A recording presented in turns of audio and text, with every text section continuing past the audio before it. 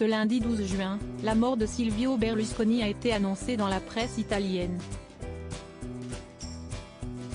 L'ex-chef du gouvernement est mort à l'âge de 86 ans, après plusieurs hospitalisations et problèmes de santé. Si l'homme aux multiples frasques a souvent fait parler de lui, pour le mariage de sa filleule en 2009, le politicien volubile avait su se faire discret. Isabella Orsini avait épousé en grande pompe le prince Édouard Lamoral Rodolphe de Ligne de la Trémouille, dans la commune énuaire d'Antoing, en Belgique. Et pour le grand jour, la filleule de l'ancien président du Conseil italien portait une création signée du Belge Gérald Vatelet.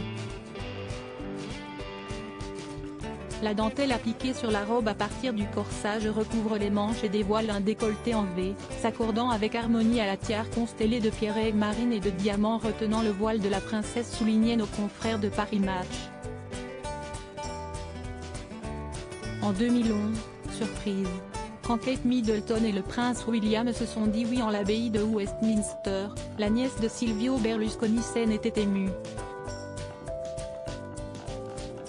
Et pour cause.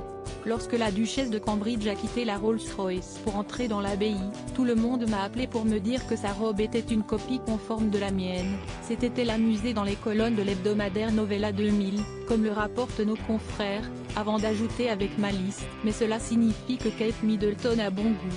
Kate Middleton, Charlène de Monaco, Laetitia d'Espagne, les plus belles robes de mariée du Gotha, en 100 clichés iconiques, une comparaison qui a agité la presse européenne pour sa robe de mariée. Kate Middleton avait fait appel, non pas à Gérald Vatelet, mais à Sarah Burton, pour Alexander McQueen. Une robe de mariée sur mesure réalisée en dentelle de Caudry, dotée d'un voile et d'une traîne de 2,7 mètres, d'une valeur estimée à plus de 300 000 $. Des manches longues en clin d'œil à Isabella Orsini, surtout à Grace Kelly et Lady Diana. Il n'empêche, la ressemblance entre les deux robes a fait la une de nombreux journaux et magazines allemands, belges ou italiens, évoquant le scandale copycaté, rapportaient nos confrères, citant le Daily Mail.